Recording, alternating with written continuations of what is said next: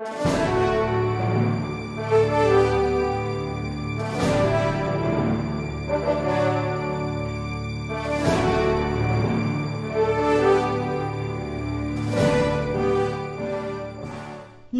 si Jose Maria Basa ay namatay noong August 2002. Objection, Your Honor. This is not part of the records that the witness... Allow the witness to answer. All right.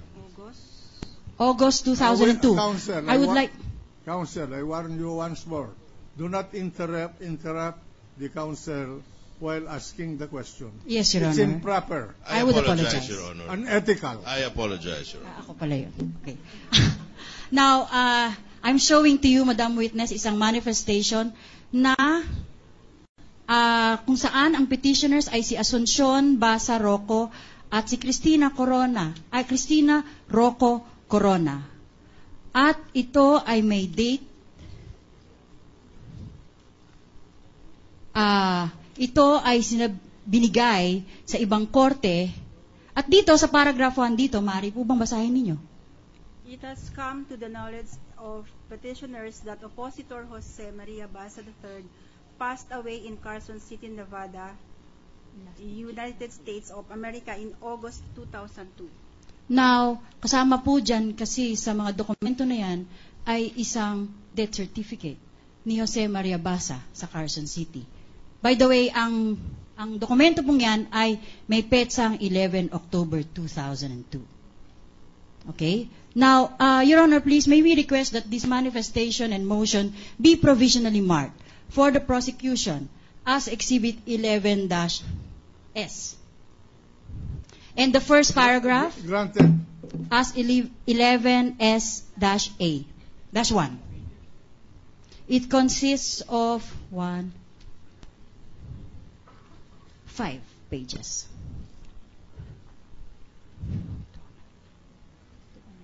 Your Honor, may we request that the document be similarly marked for the defense as Exhibit 250, Your Honor. Granted. Now, Madam Witness, klaro dito na hindi lang sinabi ng abogado ng akusado na siya ay nag-withdraw. Sinabi niya rito na base sa impormasyon ng kanyang anak, namatay ang kanyang ama. Pagkatapos noon, just a few days after that, si Mrs. Corona mismo nag-notify sa ibang kaso na ang kanyang tiyo ay namatay sometime in August 2002. Tama po? Tama po. Objection, Your Honor. What is the ground of the objection? The objection, Your Honor, is it's immaterial. It has nothing to do with the competency of the witness, Your who Honor, is the branch clerk in Quezon Let the City. witness answer. already answered, Your Honor, please. That there was actual notice given not only by the accused and counsel, but also by the private complainant herself, Mrs. Cristina Rocco Corona. The actual death The actual death of the accused, Jose Maria Basa. happened when? On August 29, 2002, Your Honor, in Carson City, Nevada. Okay. Now, Mr. Witness, Madam Witness, I'm sorry, sinabi nyo na nagkaroon ng writ of execution. Yes, ma'am. Now, nagtataka lang po ako. Kasi kung may notice na po ang korte, at mismong ang private complainant dito na si Mrs. Cristina Corona, ay alam na ang akusado mismo ay patay na. Paano ho magkakaroon ng iba pang proseso laban sa akusadong si Jose Maria Basa? Objection, Your Honor. The question is misleading. Because Let the witness answer.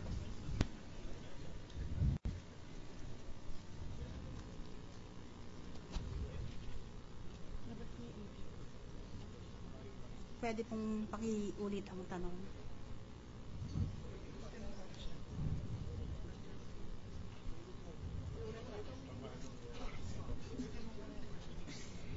Ibalik lang natin, Madam Witness, para mas klaro.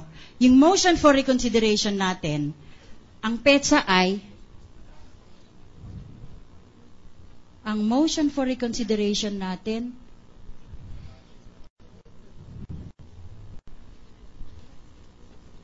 Ang motion for reconsideration ay October 9, 2001. Okay.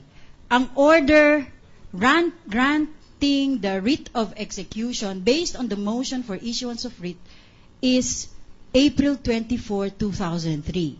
In the middle of all these things, sa gitna ng mga pangyayaring to, bago nagkaroon ng issuance ng writ of execution, nagkaroon ng notice of death, después, ang akusado dito mismo ay patay na. And under the revised penal code, once there is, once the death of the accused happens, then both the criminal as well as civil liability is extinguished. Tama po ba? Tama po. Then, kung ang notice of death ay ibinigay na sa korte, paano po nangyari na nagkaroon pa ng writ of execution? Di po ba dapat, under the rules of court, ang dapat na po mangyari, ang private prosecution, for example, dapat na mag-submit ng separate action para sa civil indemnity na 500,000 piso. Nangyari po ba yon sa kasong ito? Nagkaroon ba ng filing ng separate case dahil sa pagkamatay ni Jose Maria Basa? Wala po. Wala. At actually, ang nangyari, na-issue ang writ of execution na nung April, under the order dated April 24, 2003.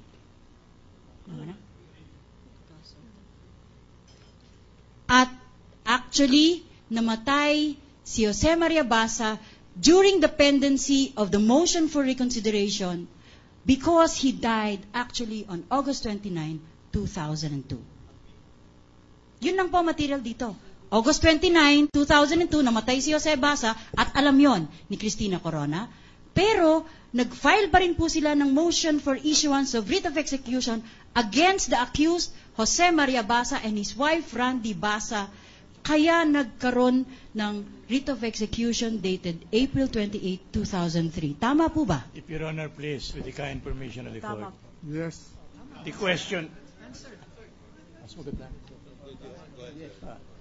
The question, Your Honor, should have been addressed to the judge of record. He's merely a clerk of court, Your Honor. Well, He is merely implementing... Yes, Your Honor. he's under cross-examination. If she knows the answer. She already answered Mr. Justice Cuevas, and also you'd just like to point out that the witness in this case is not an ordinary witness. That's correct, She is but, a lawyer. She is the branch clerk of court of Branch 216 Quezon City. Therefore, not only does she have custody of all the records in this case, she would also know the basic rules, not only of the penal code, Yes, but also of the rules of court. May we reply, Your Honor, with the kind permission of the court? Well, go ahead. That may be correct, Your Honor, but being merely a clerk of court, he has no power nor any authority to prevent the judge from acting one way or another, either denying or granting it. There is a decision in this case. There was a motion for reconsideration. It was denied, and therefore the decision became final.